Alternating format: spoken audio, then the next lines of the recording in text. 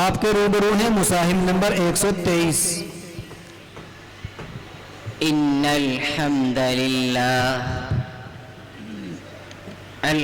لله وحده الذي نصر عبده اما بعد فاعوذ بالله من الشيطان الرجيم بسم الله الرحمن الرحيم فإن آمنوا بمثل ما آمنتم به فقد اهتدوا صدق اللہ العظیم۔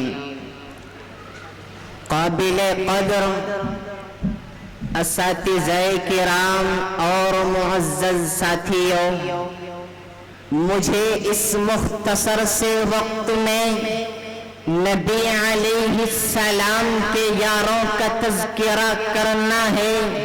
صحابہ کون صحابہ ہیں؟ ایک تو انداز یہ ہے کہ کائنات کا پروردگار قرآن نازل کرے، صحابہ اس پر عمل کرتے ہیں۔ دوسرا انداز یہ ہے کہ صحابہ عمل کرتے ہیں، اللہ اس عمل کو قرآن کی آیات بنا دیا کرتا ہے۔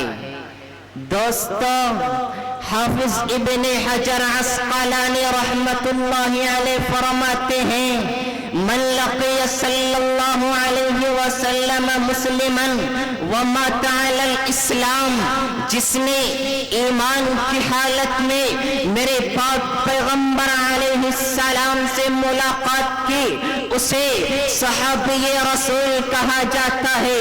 اب سوال پیدا ہوتا ہے، کیا کوئی بھی مکے میں رہنے والا میرے پاک پیغمبر کا صحابی بن گیا؟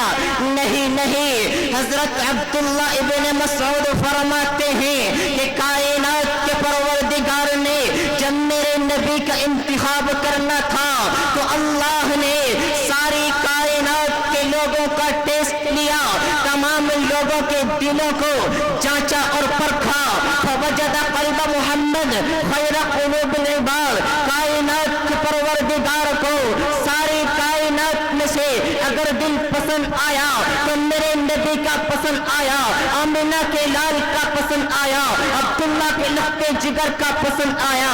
پھر اللہ تبارک و تعالی نے میرے نبی کے انتخاب کے بعد تمام لوگوں کے دلوں کو چیک کیا، تمام لوگوں کے دلوں کو جانچا اور پرکھا، فوجد قلوب اصحاب خیر قلوب العباد، کائنات کے پروردگار کو ساری کائنات میں سے اگر دل پسند آئے تو میرے نبی کے یاروں کے پسند آئے، اگر دل پسند آئے تو میرے نبی کے جانثاروں کے پسند آئے۔ اللہ نے انتخاب کیا اور انتخاب بھی لاجواب کیا، چنانچہ حضرت ابو بکر کو بنو تیم سے چن لیا، حضرت عمر کو بنو عدی سے چن لیا، حضرت عثمان کو بنو امیہ سے چن لیا، حضرت علی کو قریش سے چن لیا۔ نہ حسن دیکھا، نہ جمال دیکھا، نہ دولت دیکھی، اللہ دلوں کو چیک کرتا چلا گیا۔ جو جو دل میرے پروردگار کو پسند آتے گئے، اللہ اس کو چن کر کے میرے پاک پیغمبر کا غلام بناتا چلا گیا۔ لیکن حضرات، آج دشمن صحابہ کھڑے ہو کر جھوٹ بولتے ہیں، 4 صحابہ باقی رہے، باقی سارے کے سارے نعوذ باللہ مرتد ہو گئے۔ انہوں نے دین چھوڑ دیا تھا، انہوں نے کلمہ چھوڑ دیا تھا، وہ مال غنیمت حاصل کرنے کے لیے ایمان لے کر آئے تھے۔ رب کائنات کی قسم ہے یارو، جس جماعت کے متعلق خود خالق ارض و سما کو فرما رضی اللہ عنہم ورضوا عنہ، تو پھر کسی کو اس بات کی گنجائش نہیں کہ وہ صحابہ پر تنقید کرے، ان کے تقدس کو پامال کرے، ان کو گالیاں دے، ان کے خلاف بہتان تراشی کرے۔ جو حضرات انہیں گالیاں دیتے ہیں میں ان سے کہنا چاہتا ہوں، اگر انہیں اپنے ایمان کو بچانا ہے تو وہ اپنی اس بےہودہ بات سے اجتناب کر لے۔ میں اپنی تقریر کو یہیں پر ختم کرتا ہوں، ما توفیق الا باللہ العلی العظیم۔